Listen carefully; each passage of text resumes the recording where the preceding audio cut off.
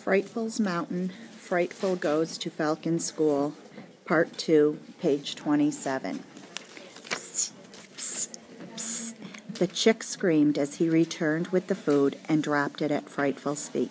He must hunt. She must do the feeding. Frightful did not. She looked at the duck and then away. The Ices cried relentlessly, their eyes wide, their necks trembling from hunger. That message reached Chump. He leaned down and snipped off a tender morsel.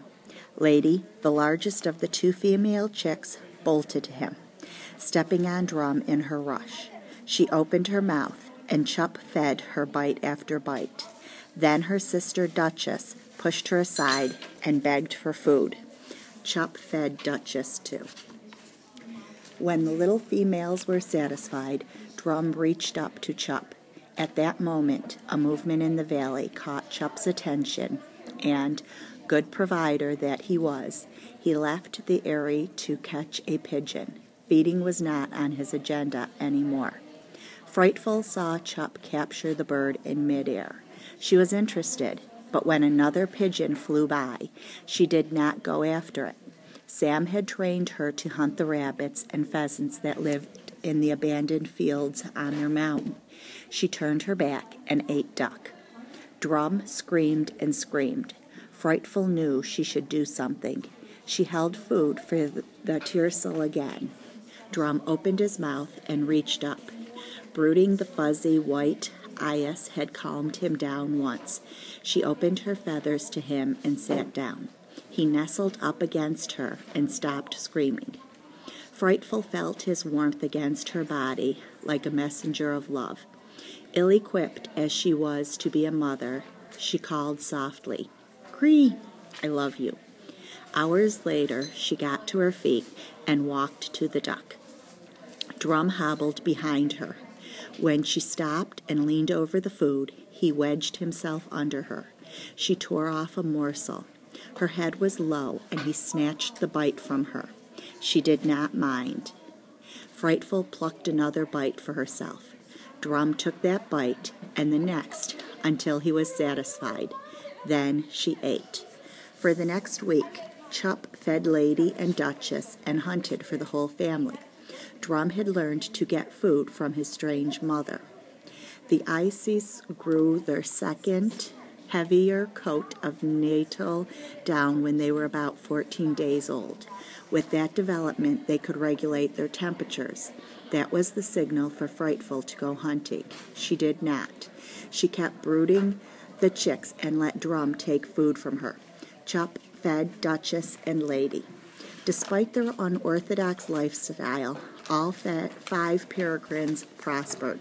The chicks grew rapidly. As their flight feathers appeared, their white down disappeared. By the time they were 4 weeks old, they were almost full grown and testing their wings. They needed food, lots of it, and Chump could not fulfill their demands. The Ices screamed and yelled constantly. It was time for Frightful to hunt. On a late June day, when the cliffside was green and yellow with chickweed, Chump caught a passing surling on the wing. Frightful was excited by his victory and flew out to get the bird. Chump winged above her and dropped it. She turned upside down and caught it in her talons. The feat awoke a deep instinct in Frightful. She carried the bird back to the eyrie and plucked it, but she did not feed the chicks, nor did she eat it. Not being hungry herself, she left it at the scrape and flew to a rock ledge above the eyrie. Drum ran to the bird. He tore it open and ate. His sisters ate.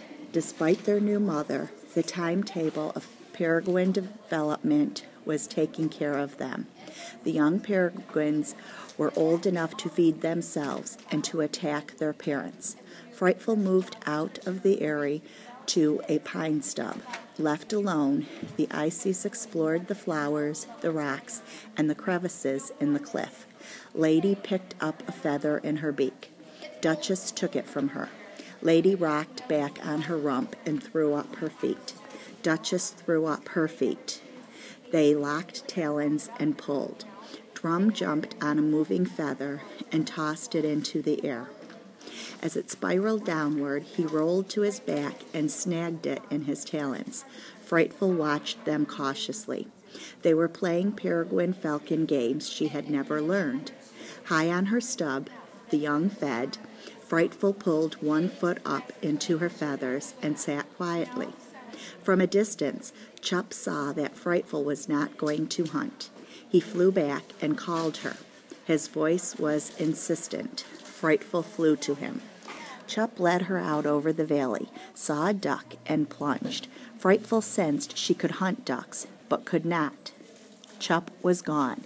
She rode a strong wind eastward, her wings outstretched, her feet pressed against her tail, the sun shining through her feathers.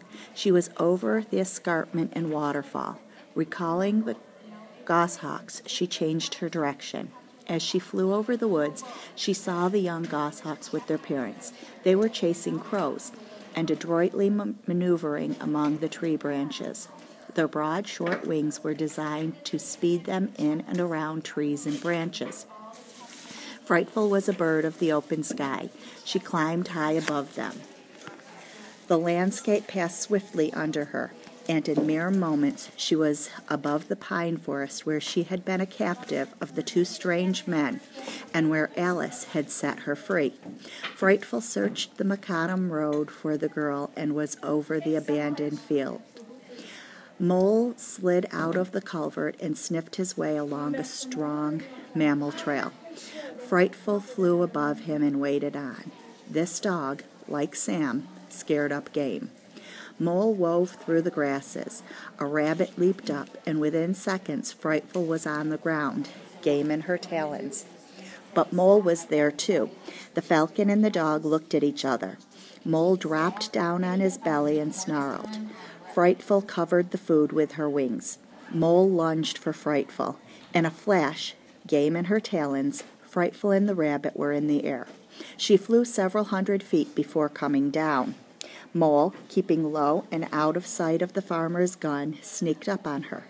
Again he lunged. Frightful took off, hit a strong updraft, and was lifted over the field and barn. She heard Mole barking irritably as his food went flying away. She did not see the farmer come out of his house with a shotgun, nor did she see Mole dash into the culvert. Frightful was over the goshawk nest, and she was flying hard. Frightful set her wings and glided above the waterfall and cliff to the Sahari Valley.